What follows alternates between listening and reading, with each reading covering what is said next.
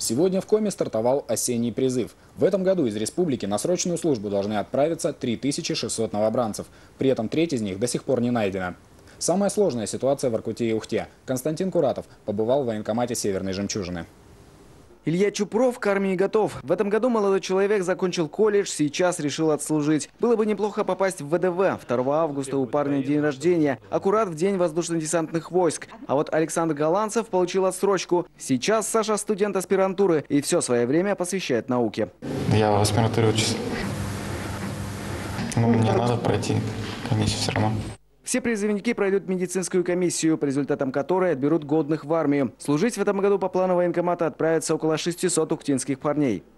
На сегодняшний день граждане проходят мероприятия, связанные с призывом. Это медицинское освидетельствование, после которого будет определена категория годности и вынесено решение призывной комиссии о призыве, о предоставлении отсрочки, об освобождении от призыва. Сегодня призывникам начали вручать повестки на отправку к месту прохождения службы. Первая партия новобранцев поедет 8 ноября.